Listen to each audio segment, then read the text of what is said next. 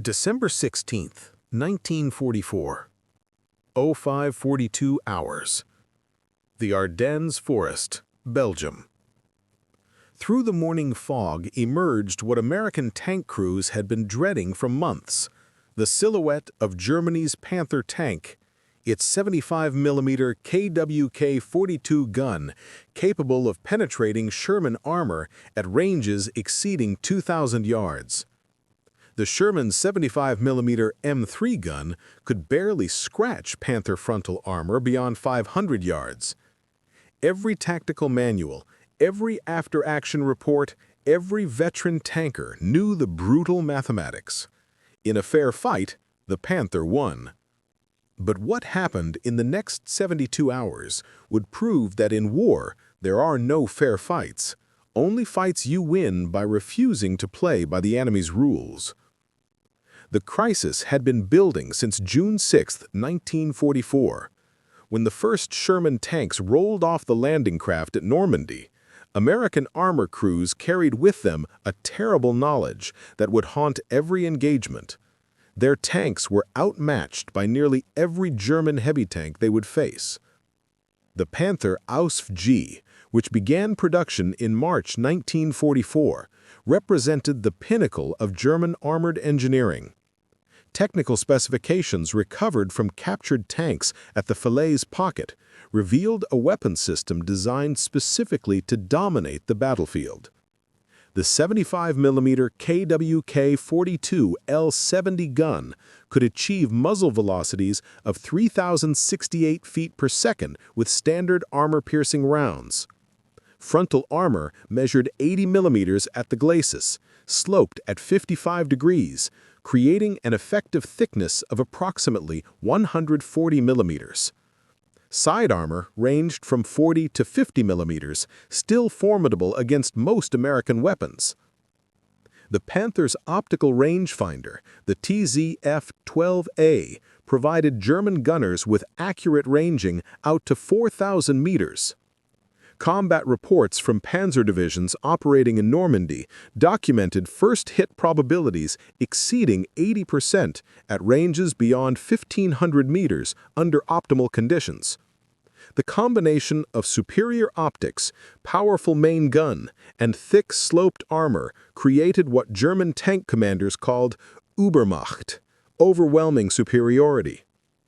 By contrast, the M4A3 Sherman that formed the backbone of American armored divisions carried the 75mm M3 gun, a weapon designed in 1940 for an entirely different war. Maximum effective range against armored targets barely exceeded 800 yards. Frontal armor measured 51mm on early models, later increased to 64mm on improved versions, but even this enhanced protection proved inadequate against German tank guns. 1st Armored Division after-action reports from the fighting around Mortagne in August 1944 documented the tactical nightmare. Sherman crews engaging Panthers reported needing to achieve hits on side or rear armor to ensure penetration. This required maneuvers that exposed American tanks to devastating German fire. Casualty reports told the mathematical horror. German tank divisions reported kill ratios averaging 3.6 Shermans destroyed for every Panther lost in tank-versus-tank engagements. The psychological impact on American tank crews became severe enough to warrant official attention. 2nd Armored Division medical officers reported in September 1944 that tank crews were exhibiting combat stress symptoms at rates 40% higher than infantry units. Crews called their Shermans Ronsons after the cigarette lighter, referencing their tendency to burn when penetrated. Others used the grimmer nickname Tommy Cooker. Major General Maurice Rose, commanding the 3rd Armored Division, filed urgent requests in October 1944 for better armor or better guns. His reports to 1st Army Headquarters detailed the crisis. Current Sherman tanks are tactically obsolete against German heavy armor. Crews understand they cannot win fair engagements. This knowledge is destroying combat effectiveness faster than German shells. The industrial response had begun months earlier, but production delays meant improved Shermans wouldn't reach frontline units until late 1944. The M4A3 E8 featured the 76mm M1A1 gun, capable of penetrating Panther side armor at extended ranges. HVAP, high-velocity armor-piercing rounds, when available, could even threaten Panther frontal armor at closer ranges. German intelligence, documented in captured Panzer division reports, recognized American armor inferiority and built tactical doctrine around it. German tank commanders were instructed to engage at maximum range, utilizing their superior optics and gun performance. Panther platoons operating in defensive positions could dominate approach routes extending beyond 2,000 meters, ranges at which Sherman return fire was effectively useless. The Wehrmacht's confidence in Panther superiority influenced operational planning for Wacht am Rhein, the Ardennes offensive. SS Obergruppenführer Sepp Dietrich, commanding the 6th Panzer Army, calculated that his Panther battalions could smash through American armor with minimal losses. Intelligence estimates suggested American tank units would break when confronted with concentrated Panther attacks as they had in previous engagements. But German planning contained a fatal flaw that American tank commanders were beginning to exploit. The Panther's superiority existed only within specific tactical parameters: open terrain, long sight lines, defensive positions that maximized the gun's range advantage. American tankers who survived early encounters began recognizing that the Panther's strengths could become vulnerabilities if the tactical situation changed. Colonel Creighton Abrams, commanding the 37th Tank Battalion, 4th Armored Division, had been studying every Panther engagement since Normandy. His tactical notes, preserved in division records, revealed emerging American doctrine. The Panther wants to fight at 2,000 yards. We must fight at 200 yards. The Panther wants open ground. We must fight in close terrain. The Panther wants to shoot first. We must move first. This tactical revolution required abandoning conventional armored doctrine. American tank commanders began utilizing terrain aggressively, using forests, villages, and broken ground to close range before German gunners could exploit their advantage. They employed combined arms tactics more extensively, integrating tank destroyers, infantry, and artillery to suppress and flank German positions. The evolution accelerated through autumn 1944. After-action reports from Aachen and the Ardennes Forest documented American units achieving more favorable exchange ratios by refusing to engage Panthers on German terms. 3rd Armored Division reported Panther kills achieved through close assault, where Sherman numerical superiority and better crew training overcame German technical advantages. When German forces launched their massive offensive into the Ardennes on December 16, 1944, they expected their Panther spearheads to shatter American defenses as they had in previous battles. SS and Wehrmacht Panzer divisions committed approximately 500 tanks to the assault, including significant numbers of Panthers concentrated in elite formations. These units anticipated quick breakthroughs, followed by rapid exploitation deep into American rear areas.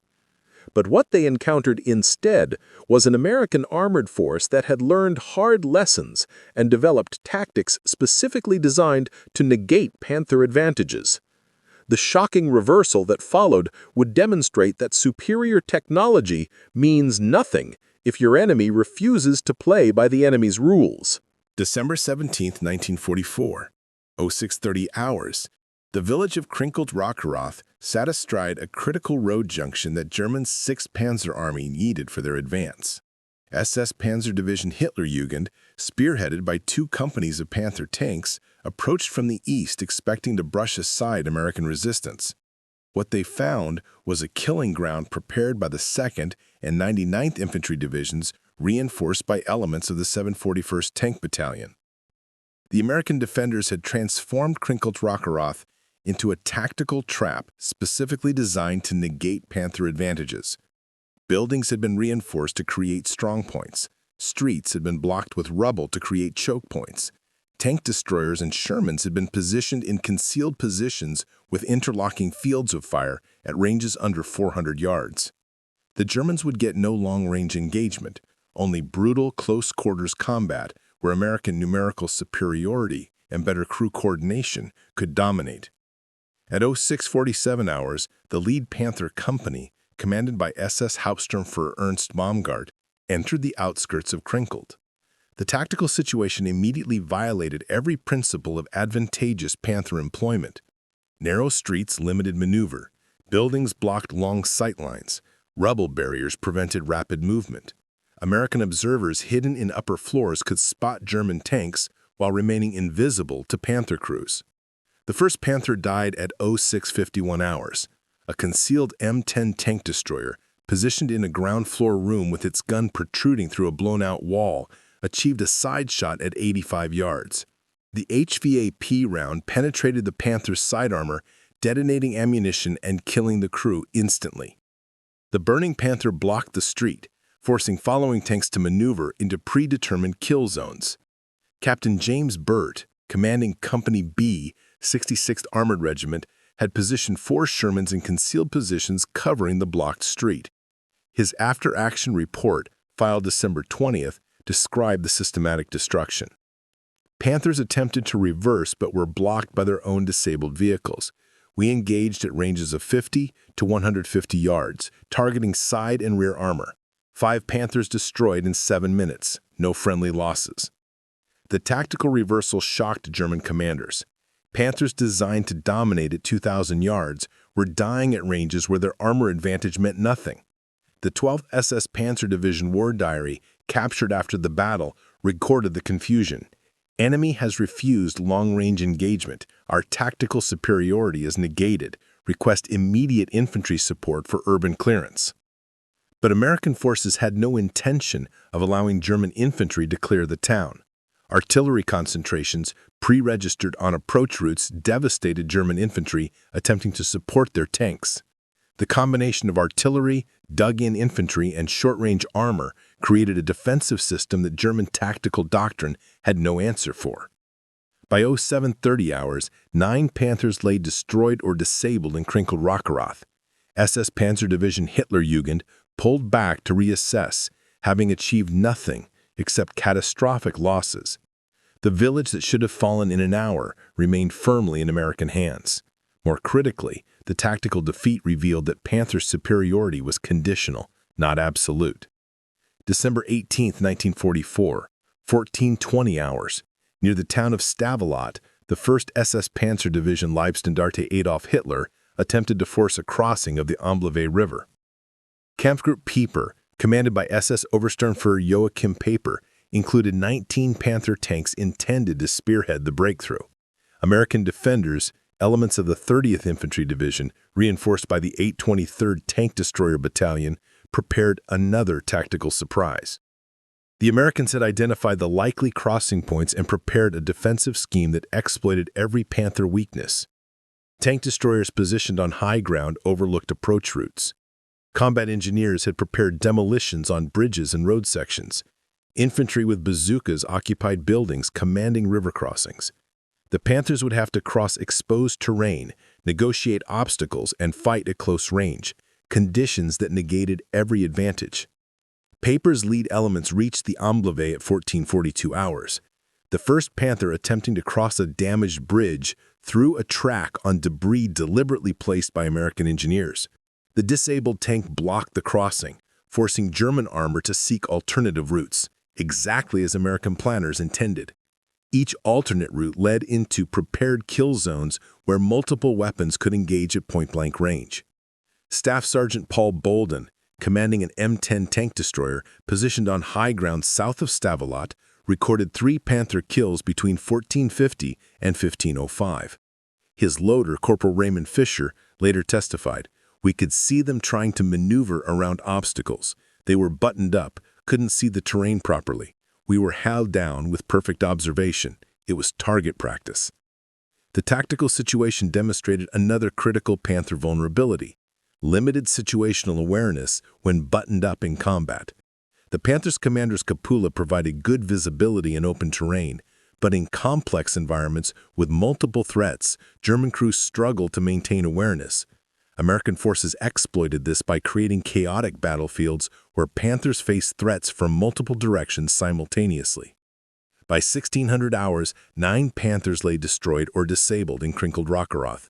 SS Panzer Division Hitlerjugend pulled back to reassess, having achieved nothing except catastrophic losses. The village that should have fallen in an hour remained firmly in American hands. More critically, the tactical defeat revealed that Panther's superiority was conditional, not absolute. December 19, 1944. The town of Bastogne emerged as the critical objective for German forces. The 101st Airborne Division, hastily deployed to defend the crossroads town, lacked significant armor. But the 10th Armored Division's Combat Command B, including Sherman tanks and tank destroyers, arrived to provide armored support. German forces, including Panther-equipped units from the 2nd Panzer Division and Panzer Lehr Division, began surrounding the town. The Germans expected their armor superiority would enable them to crush American resistance. What they encountered was another tactical environment specifically designed to negate Panther advantages. Bastogne's surrounding terrain, forests, hills, and small villages provided endless opportunities for close-range ambush. American defenders used the terrain aggressively, refusing every opportunity for long-range engagement. Lieutenant Colonel Henry Cherry, commanding Combat Command B's reserve, positioned his Shermans in forests surrounding Bastogne's eastern approaches. German Panthers attempting to attack through these forests found themselves in close-range engagement where maneuverability mattered more than armor thickness. Sherman crews, better trained in rapid movement and quick targeting, achieved kills against Panther's side and rear armor in running gun battles through the trees. The 2nd Panzer Division War Diary recorded the frustration. Enemy armor refuses decisive engagement. When we mass for assault, enemy withdraws. When we advance, enemy attacks from flanks at close range. Our armor advantage means nothing in these conditions. This entry, dated December 21st, revealed that German commanders understood their tactical predicament but had no solution. American success wasn't merely tactical, it was systematic. Every engagement demonstrated careful preparation, exploiting known Panther weaknesses. Intelligence officers had studied every captured Panther, identifying vulnerabilities in vision, maneuverability, and tactical employment. This knowledge informed defensive preparations that turned Panther strengths into liabilities. Before we jump back in, tell us where you're tuning in from, and if this story touches you, make sure you're subscribed, because tomorrow I've saved something extra special for you. December 20th, 1944, 08:15 hours. The fog-shrouded forests east of Bastogne concealed what would become the most comprehensive demonstration of evolved American tank tactics. Panzer Lehr Division, commanded by General Lieutenant Fritz Bayerlein, prepared to launch a coordinated assault with 32 Panther tanks supported by infantry and artillery. German planners expected their armor concentration would overwhelm American defenses through sheer firepower superiority. What Bayerlein's tankers encountered was a defensive system built on months of hard-learned tactical innovation. Combat Command B had established what their intelligence officers called disruption zones, layered defensive positions designed to break apart German formations before they could mass their firepower. The first layer consisted of artillery observers positioned to call immediate fire on German assembly areas. The second layer deployed infantry with bazookas in concealed positions along likely approach routes. The third layer positioned Shermans and tank destroyers in mutually supporting positions at ranges under 600 yards. At 08:37 hours, American artillery began falling on Panzer Lehr's assembly areas. Forward observers, hidden in trees and foxholes, provided precise coordinates for devastating effect. German Panthers attempting to advance found themselves moving through predetermined fire zones where high-explosive shells disrupted formations and forced tanks to button up, reducing visibility and situational awareness. This artillery preparation wasn't designed to destroy Panthers, it was designed to disorder them, to break their cohesion before they reached American armor positions. Lieutenant Colonel Albin Erzik, commanding the 8th Tank Battalion, 4th Armored Division, had refined these tactics through weeks of combat. His operational notes, preserved in division archives, detailed the philosophy. We cannot outgun the Panther. We cannot out-armor the Panther. But we can outthink and outmaneuver the Panther. Disorder their formations, force them into our engagement envelope, and kill them before they understand what's happening. The German advance reached the 1st American defensive line at 09:03 hours. Panzerlehr's lead company encountered what appeared to be a thin screen of American infantry. German tank commanders, following doctrine, prepared to suppress infantry positions with machine gun fire while advancing. What they failed to recognize was that the infantry screen concealed tank destroyers, positioned in defilade, invisible until German tanks moved into kill zones. Sergeant Leonard Schwartz, commanding an M18 Hellcat tank destroyer, recorded the engagement in his after-action statement. We waited until the Panthers were within 300 yards, focused on our infantry. When they entered our fire zone, we engaged from hull-down positions. 3 Panthers destroyed in the first minute. They never saw us until after we fired. 4th Panther tried to reverse but hit a tree. We destroyed it with a side shot. Complete surprise. The tactical surprise that devastated German formations wasn't new technology. It was integration. American forces had learned to combine infantry, artillery, and armor into a seamless system, where each element compensated for others' weaknesses. Infantry identified targets and drew German attention. Artillery disrupted formations and forced tanks to button up. Tank destroyers and Shermans delivered killing shots from positions that exploited momentary German vulnerability.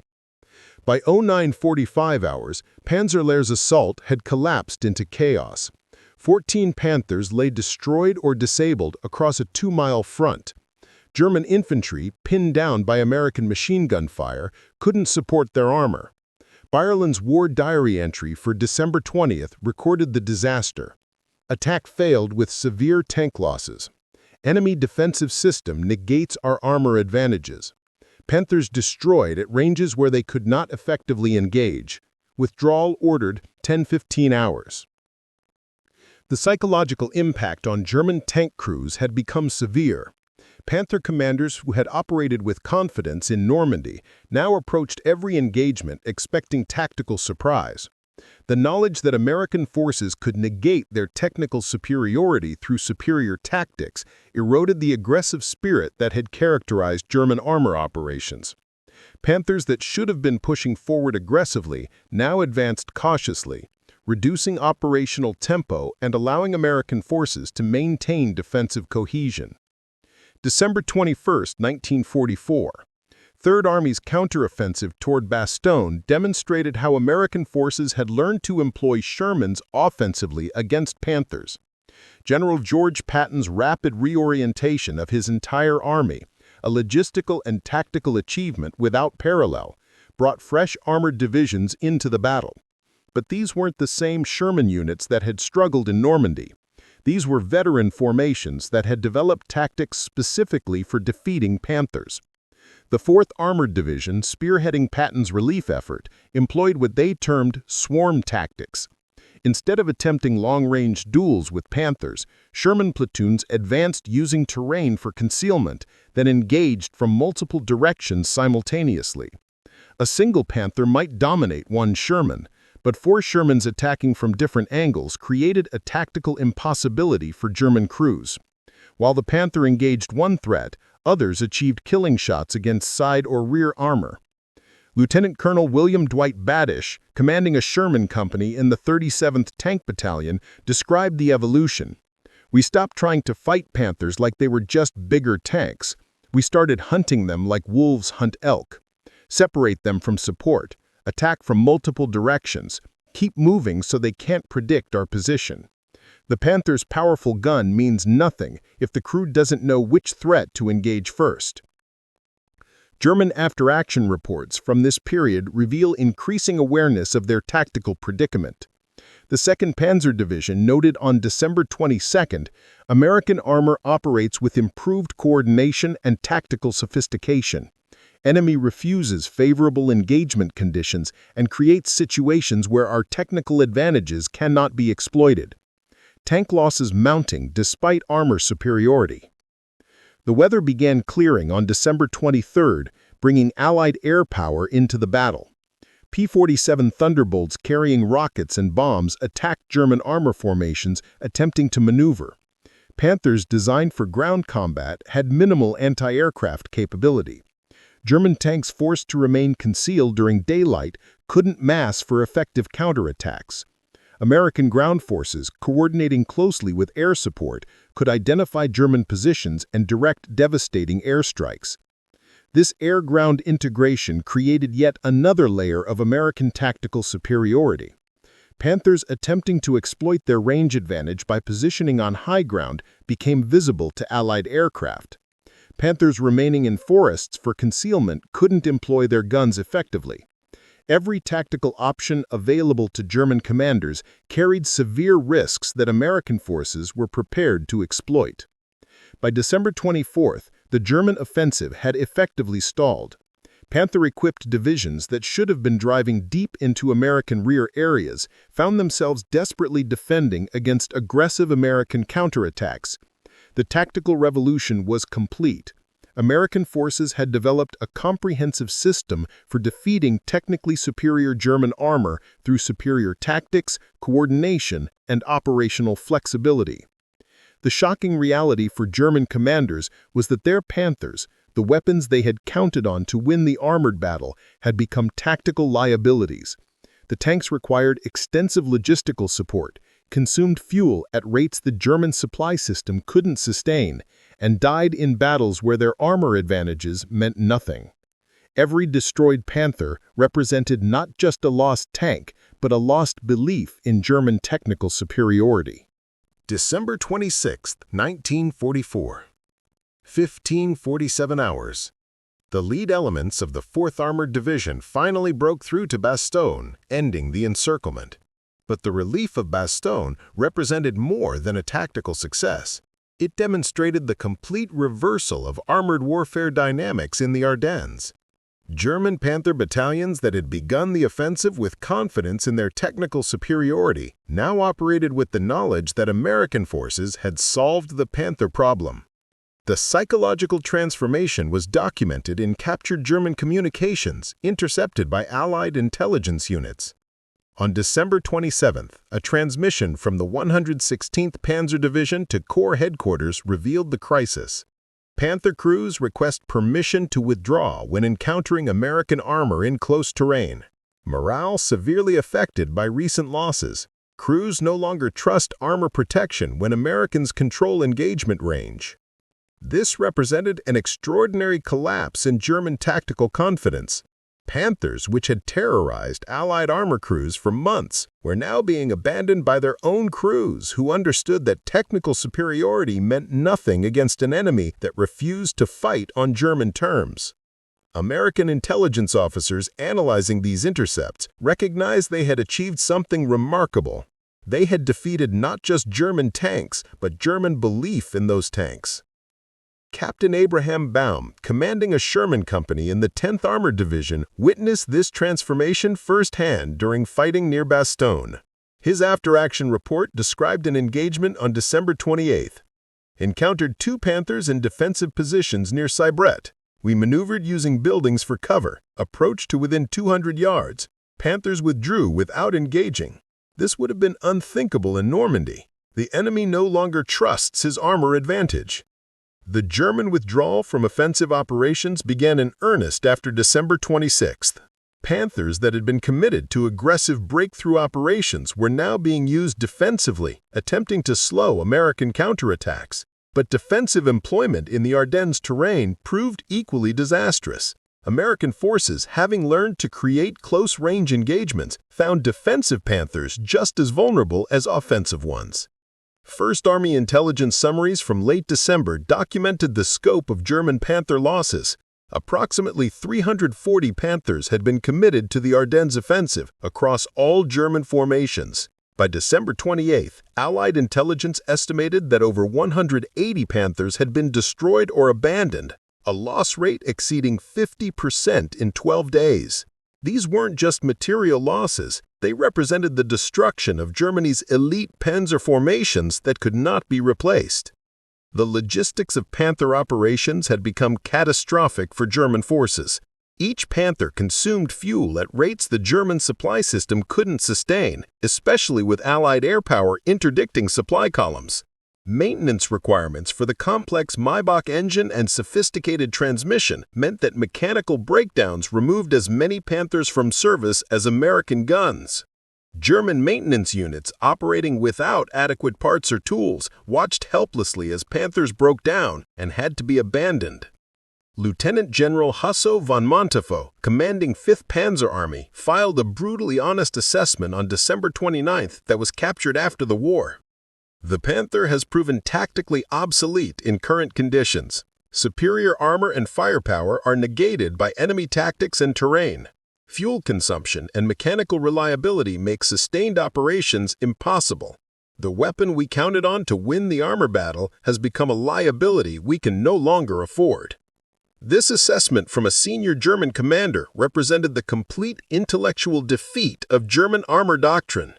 The Panther, designed to dominate through technical superiority, had been systematically defeated by an enemy willing to fight smarter rather than harder. Every tactical assumption that had guided Panther employment, engage at long range, utilize superior optics, maximize armor protection, had been turned against German forces by American tactical innovation. December 31, 1944. Allied intelligence units intercepted a transmission from the 2nd SS Panzer Corps that revealed the depth of German demoralization. The message, sent in a code that Allied cryptographers had broken weeks earlier, requested permission to abandon remaining Panthers and withdraw crews on foot. Continued Panther operations untenable. Fuel exhausted. Replacement parts unavailable. American tactics negate all advantages. Request authorization to destroy remaining vehicles and extract crews. The response from higher headquarters denied the request, ordering continued resistance with all available armor, but the exchange revealed that frontline German commanders understood their situation was hopeless. They were being ordered to fight with weapons that had proven inadequate against an enemy that had learned to defeat them systematically. American tank crews, meanwhile, operated with increasing confidence. The veterans who had feared Panther encounters in Normandy now actively sought them out, confident in tactics that had proven effective through weeks of combat. After-action reports from early January 1945 documented Sherman crews describing Panther engagements with the same clinical efficiency that German crews had once used describing Sherman kills. Staff Sergeant Lafayette Poole, a legendary American tank ace, achieved his final kills against Panthers in early January. His crew had developed tactics so effective that they actively hunted German armor rather than avoiding it.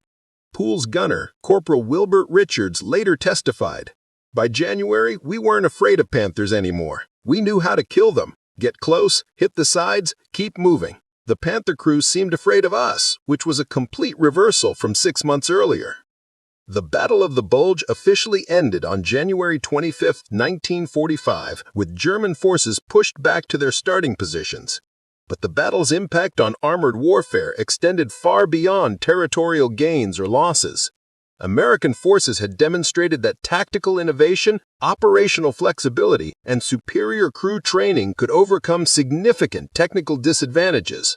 The Sherman, written off by many as inferior to German heavy tanks, had proven decisive when employed by crews who understood how to negate enemy advantages. German military assessments captured after the war revealed the profound impact of the Ardennes failure on Wehrmacht morale and doctrine. The Panther, once viewed as the weapon that would restore German military superiority, had been systematically defeated. Every tactical principle that had guided German armor employment had proven inadequate against an enemy willing to innovate and adapt. The final accounting of the Ardennes campaign revealed a transformation in armored warfare that would influence military doctrine for generations. When German forces launched their offensive on December 16th, they committed approximately 340 Panther tanks across elite SS and Wehrmacht Panzer divisions. These represented Germany's finest armor, crewed by veterans and supported by the best equipment the Reich could provide. By January 25, 1945, when the battle concluded, over 240 Panthers had been destroyed, abandoned, or captured, a loss rate of 71% that devastated German armored strength. American Sherman losses were numerically higher, exceeding 400 tanks destroyed or damaged, but the critical difference lay in replacement capacity. American industry produced over 1,000 Shermans monthly. German Panther production, already strained by Allied bombing and resource shortages, couldn't exceed 150 units monthly. Every destroyed Panther represented an irreplaceable loss. Every destroyed Sherman was replaced within weeks, often with improved models incorporating lessons learned from recent combat. The tactical lessons documented by American armor officers would reshape how Western armies approached armored warfare. First Army's final report on Ardennes operations, classified until 1973, detailed the comprehensive defeat of German armor doctrine. Enemy reliance on technical superiority in armor and armament proved insufficient against forces employing superior tactics, coordination, and operational flexibility. The Panther tank, while formidable in specifications, was systematically defeated through tactical innovation that negated its advantages. Major General Ernest Harmon, commanding the 2nd Armored Division, contributed an analysis that became required reading at armor schools for decades. We learned that tank battles are won before the first shot is fired. Control the terrain, control the engagement range, and technical specifications become meaningless. The crew that sees first, moves first, and shoots first wins, regardless of whose armor is thicker or whose gun is bigger. The human cost of this tactical evolution was enormous. American tank crews suffered over 1,800 casualties during the Ardennes campaign, killed, wounded, or missing. But staff officers calculating expected casualties using pre-Ardennes tactical methods estimated that conventional employment against Panthers would have resulted in over 4,000 casualties. The tactical innovations that defeated Panthers had saved thousands of American lives by avoiding the frontal slugging matches that German doctrine expected. German military analyses conducted immediately after the battle revealed profound institutional shock. General Heinz Guderian, Inspector General of Armored Troops, filed a report in February 1945 that was captured in Berlin 3 months later. The Panthers' defeat in the Ardennes represents the bankruptcy of our armor philosophy. We built the finest tank in technical terms, but failed to understand that modern warfare favors the side with better tactics, logistics, and crew training over the side with better specifications. The psychological impact extended beyond military circles. German civilian morale, already strained by years of war and strategic bombing, suffered another blow as the news of the Ardennes failure spread. The offensive had been presented to the German public as a turning point, a demonstration that superior German weapons could still defeat Allied numerical superiority. Its failure, and particularly the failure of Germany's best tanks, reinforced the growing realization that the war was lost. American tank crews who survived the Ardennes carried lessons that would inform the next generation of armor doctrine. Veterans returning to training commands emphasized tactical flexibility over technical specifications. The U.S. Armor School at Fort Knox incorporated Ardennes case studies into curriculum, teaching future officers that victory came from outthinking enemies, not outgunning them. Post-war interrogations of German Panther crews revealed the depth of tactical and psychological defeat. One commander from the 12th SS Panzer Division, interviewed in 1946, provided testimony that captured the transformation. In Normandy, we feared nothing. Our Panthers could destroy any American tank at ranges they couldn't reach us. By January 1945, we feared everything. Americans had learned to make our advantages meaningless. They controlled when and where we fought, and in those conditions, our superior tank became a steel coffin. The industrial dimension of the battle proved equally decisive. American production capacity combined with an intact logistics system ensured that destroyed Shermans were rapidly replaced. The Red Ball Express and other supply operations maintained flow of replacement tanks, ammunition, and fuel. German forces, by contrast, watched their irreplaceable Panthers die while knowing that no reinforcements existed. Every tank lost pushed German defeat closer. The legacy of the Ardennes armored battles influenced Cold War doctrine on both sides. Soviet armor designers, studying American success against technically superior German tanks, emphasized operational flexibility and numerical superiority over individual tank quality. American doctrine continued emphasizing crew training, combined arms integration, and tactical innovation as force multipliers more important than raw specifications. Modern military historians recognize the Ardennes as the decisive demonstration that industrial-age warfare favors integrated systems over individual weapons. The Panther, magnificent in isolation, proved vulnerable when facing an enemy that understood war as a system of complementary capabilities rather than a collection of individual platforms. American forces in the Ardennes demonstrated that victory belongs to those who can integrate infantry, artillery, armor, and air power into a seamless whole, not to those with the biggest guns or thickest armor. The 800 Panthers destroyed, abandoned, or captured during the winter of 1944-1945 represented more than material losses. They represented the death of a military philosophy that valued technical perfection over tactical flexibility, that emphasized individual weapon superiority over systemic integration, that believed courage and quality could overcome quantity and coordination. The frozen fields of Belgium became the graveyard not just of German tanks, but of German illusions about modern warfare. Today, the Ardennes battlefields preserve the memory of this transformation. Restored Panthers in museums stand as testament to German engineering prowess. But the empty fields where they died in such numbers tell the real story. That in modern war, the best weapon is the one employed by forces that understand how to negate enemy advantages and impose their own terms on battle. The Americans in the Ardennes understood this truth. The Germans learned it too late.